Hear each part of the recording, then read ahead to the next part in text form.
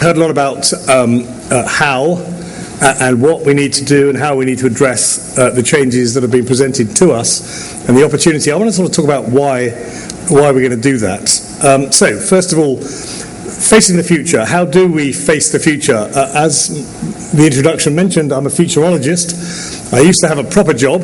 I used to be a marketer, a strategic marketer for corporations like Unisys Corporation, and I ran their financial services business globally, which is a $2 billion business. And then I started to inquire about what the future was going to look like a few years beyond the usual horizon for strategic marketing, looking 5 and 10 and 20 years out. And after a while, I established myself in that space. So that's why I'm a futurologist. So facing the future, how do we do that? I then want to talk about these growth factors, globalization, the economies, etc.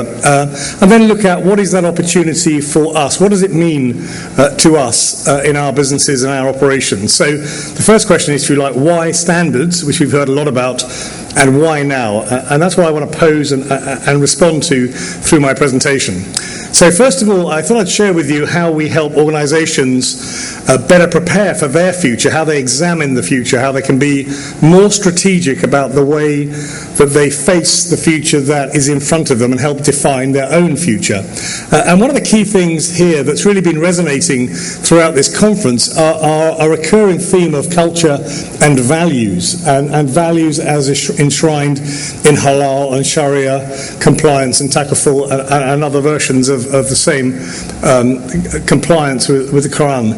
The issue here is that without the people-based orientation, without knowing who the people are, who are our consumers, our investors, our staff, our partners, and their values, we really have no means whatsoever of aligning our businesses with the future that we want to move into. So culture and values are two of the most important issues. And when we're defining our vision for our company, the place we perceive that we'll be taking our business in the next 5 and 10 years perhaps, that vision strongly relies on the values and culture of our organization and the partners we work with, and also the foresight, which is the insights we gather and your take and view of them, and the resources that you apply to make that happen. The key elements of defining a strong vision will require an examination of your organizations on all of those 4 criteria. So I thought I'd share that right up front.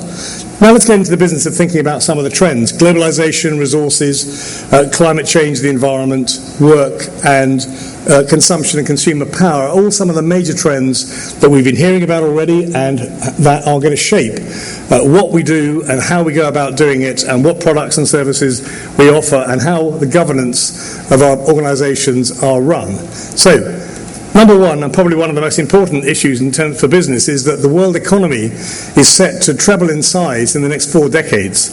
Today, the world economy stands at around $66 trillion US of business, and we're adding another 130 trillion. So if anybody thinks they can't make money in the coming years, they're not really getting in the way of it. There's plenty of it coming, there's plenty of activity. It tends not to be where there's been traditional economic activity. Often it's in new areas, in new economies, with new attitudes by consumers engaging with those economies. So it's a very changing landscape, but there's a significant upshift in our economies. This is a very old chart of where those economies have traditionally been. You'd barely recognize the structure of the world economies in 2005, with the US, Japan, Germany, UK and France being the leading economies in the world. That was 6 years ago. Not 60, just 6 years ago. We've been through so much change in that meantime. We've seen China take up second place ahead of Japan, and that whole structure and arrangements for world governance is set to change dramatically.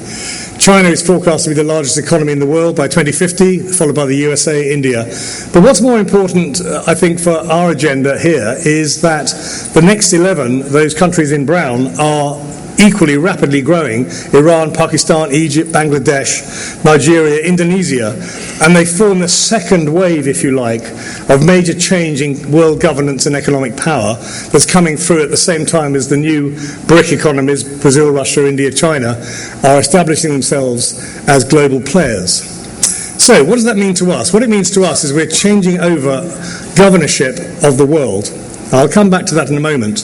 By 2019, the E7, the emerging 7 economies, will have larger economies and therefore increasing influence and say on how the world's economies are run, and the G7 will start to wane in importance and influence, and that's already started. So we're entering a period of turbulence where global governance and global leadership of markets and economies and ultimately political power is being handed over to China, India, Brazil, Mexico, Russia, Indonesia, Turkey and the next 11 highly emerging countries. Interestingly enough, the G7 has almost no Muslim population.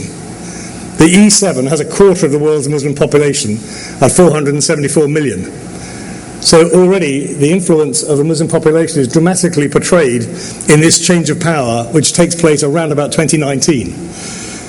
What does that mean in terms of economic activity? If you look at this chart and we're deciding where you would do business, would you do business in Europe or would you do business in Asia?